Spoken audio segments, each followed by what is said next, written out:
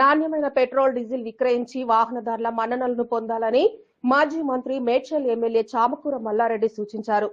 Yellampet municipal పరిధిలోని డబిల్పూర్లో Nayara petrol పంపును MLA Mallareddy ప్రారంభించారు.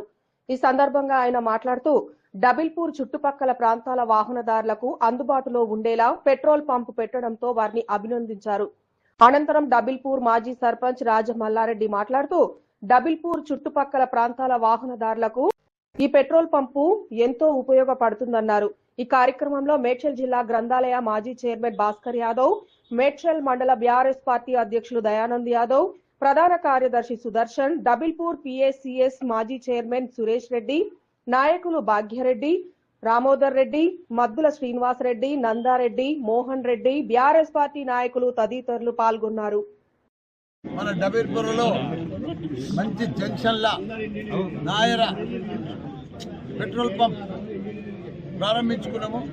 దీనికి యజమానులు మన రాజ మల్లారెడ్డి గారు, శ్రీనివాస్ గౌడ్ గారు ఇద్దరు కలిసి పెద్ద ఎత్తున ఇదే ఊర్లో పుట్టి ఇదే ఊర్లో పెరిగి ఇక్కడనే పెద్ద ఎత్తున పెట్రోల్ పంప్ అందుబాటులో తీసుకొచ్చినందుకు వాళ్ళకి శుభాకాంక్షలు, ధన్యవాదాలు.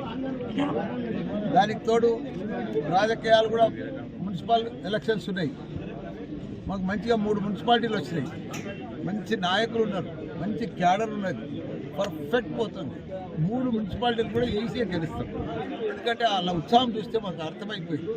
ఎందుకంటే కాంగ్రెస్ గత 2 సంవత్సరాల సంది కూడా ప్రభుత్వం వచ్చింది, పెద్ద ఆశ పెట్టింది, అబద్ధాలు చెప్పిర్రు, పెద్ద పెద్ద మాటలు చెప్పిర్రు, అన్ని ఇస్తారమన్నారు. అమ్మాయిల స్కూటీని ఇస్తా అన్నారు, ఆడబిడ్డలకు 2500 ఇస్తా అన్నారు, వాళ్ళ పెద్ద మనుషులకు 2000 పోయి 4000 ఇస్తా అన్నారు. కానీ ఒక్క మాట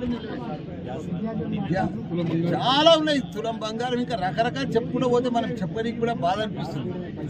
అదే అన్ని బాధలే వచ్చేసి పబ్లిక్ అర్థమైపోయింది. ఇదంతా డూబ్ కంపెనీ, దుబావ్ కంపెనీ. కాబట్టి ప్రజలకు అర్థం. ఇప్పుడు మేడ్చల్ల బ్రహ్మాండంగా మా ఆయంలో 10 ఏళ్ళు నీళ్ళు వస్తుండే దినం తప్పించి. ఇప్పుడు నీళ్ళక్క కరువు, వారానికి ఒక్కనాడు కూడా వస్తుంది. రేపు పొద్దుగాల 11 గంటల కాడ కూడా పోతున్నాం, అధికారులతో మాట్లాడుతున్నాం, రివ్యూ చేస్తున్నాం. ఎందుకు నీళ్ళు వస్తలేవు?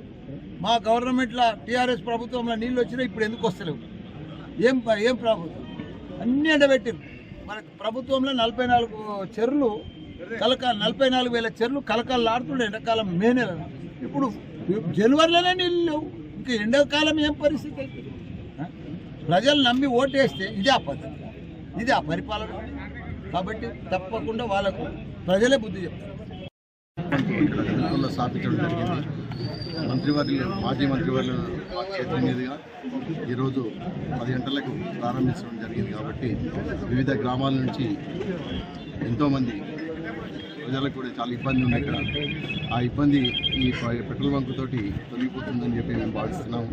అదేవిధంగా విలేజ్ నుంచి వచ్చినటువంటి వివిధ వార్డ్స్ నుంచి వచ్చినటువంటి మా మున్సిపాలిటీకి సంబంధించినటువంటి వాళ్ళు మరియు మేడ్చల్ సంబంధించిన వాళ్ళు వచ్చి చాలా గ్రాండ్గా సక్సెస్ చేసినందుకు ప్రతి ఒక్కరికి పేరు పేరున ధన్యవాదాలు.